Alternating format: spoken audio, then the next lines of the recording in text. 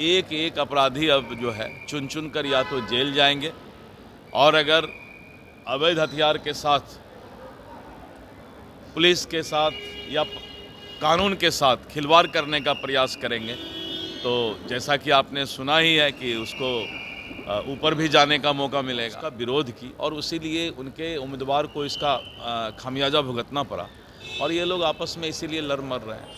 नमस्कार, आप हैं न्यूज़ 4 नेशन पर। मैं आपके साथ अभिजीत सिंह।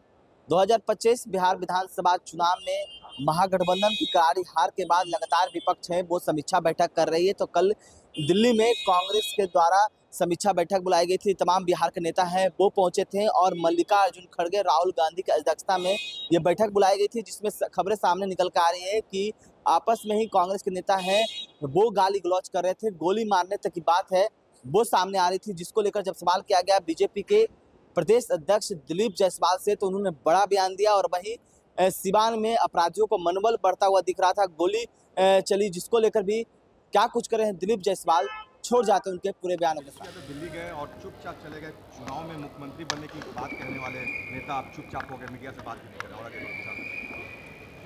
देखिए, अभी बिहार विधानसभा चुनाव का जो रिजल्ट आया और रिजल्ट आने के बाद एनडीए सरकार को और फिर एक बार एनडीए सरकार भारी बहुमत से बिहार में सरकार बनाई।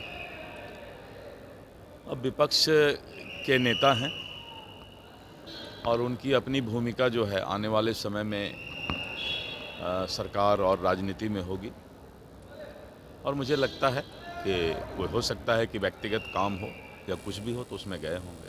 सर, कांग्रेस की कल समीक्षा बैठक हुई सर, उसमें एक संजीव कुमार नेता है सर, उन्होंने कहा कि गोली मार दूंगा, गोली तक चलाने की बात हो रही है सर। एक्चुअली जो कांग्रेस में नेता संजीव जी और जितेंद्र यादव के बीच जो बात हुई है, ये सब अलग अलग तरीके के जो कांग्रेस और राजद के बीच अभी चुनाव के बीच जो मतभेद रहा और जिस कारण से महागठबंधन को राजनीतिक रूप से चुनाव के हार का सामना करना पड़ा, तो समीक्षा का कोई मतलब नहीं रह जाता है, क्योंकि राहुल गांधी जी ने जो है पूरे बिहार के माहौल को और एसआईआर का जो यात्रा निकाला, वोट चोरी का, पूरे बिहार के माहौल को ख़राब करने का प्रयास किया, तो जनता उसका विरोध की और इसीलिए उनके उम्मीदवार को इसका खामियाजा भुगतना पड़ा और ये लोग आपस में इसीलिए लड़ मर रहे हैं। कांग्रेस के नेता ने कहा है सर कि अगर यदि एसआईआर में गड़बड़ी हुई तो बीजेपी नेताओं का पैर तोड़ दूंगा। अब ये सब होता ना, खिसियाई मिली खंभा नोचे, तो और तो कोई काम है नहीं इन लोगों के पास, तब पैर तोड़ेंगे और फिर पैर जोड़ेंगे, यही सब करेंगे। कांग्रेस के सर सिटिंग विधायक भी सर कह रहे हैं कि टिकट बेचने का आरोप लगाया। टिकट बेचने का आरोप जो है बहुत ही बड़े पैमाने पर कांग्रेस में लग रहा है और लगातार कांग्रेस के कार्यकर्ता आंदोलन भी कर रहे हैं और इस तरह का शिकायत टिकट बेचने का कांग्रेस में आया है। सिवान में सब सोना लूट में है आप चिंता नहीं कीजिए, कानून का राज है और एक भी अपराधी बचने वाला नहीं और एक एक अपराधी अब जो है चुन चुन कर या तो जेल जाएंगे और अगर अवैध हथियार के साथ